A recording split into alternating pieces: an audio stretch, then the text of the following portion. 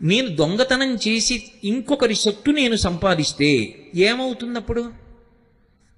ఇక్కడే శాస్త్రంలో ఒక అత్యంత గంభీరమైనటువంటి విషయం దాక్కునుంటుంది. శ్రద్ధ నీకు కలిగి ఉంటే నువ్వు దొంగతనం చెయ్యవు, శ్రద్ధ లేకపోతే దొంగతనం చేస్తావు.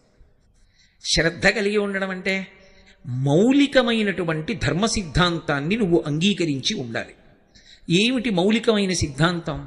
సనాతన ధర్మంలో మౌలికమైన సిద్ధాంతం, సనాతన ధర్మం అంతా దేని మీద ఆధారపడుతుంది అంటే పునర్జన్మ సిద్ధాంతం మీద ఆధారపడుతుంది. పునర్జన్మ సిద్ధాంతాన్ని నేను అంగీకరించాను అని చెప్పడమే బొట్టు పెట్టుకోవడం. బొట్టు ఎందుకు పెట్టుకుంటారంటే ప్రధానంగా నేను సనాతన ధర్మమునందు ప్రతిపాదింపబడిన పునర్జన్మ సిద్ధాంతమును అంగీకరించుచున్నాను. జీవుడు ఇవాళ ఈ శరీరంలో ఉన్నాడు, దీనికి కోటేశ్వరరావు అని ఒక పేరు.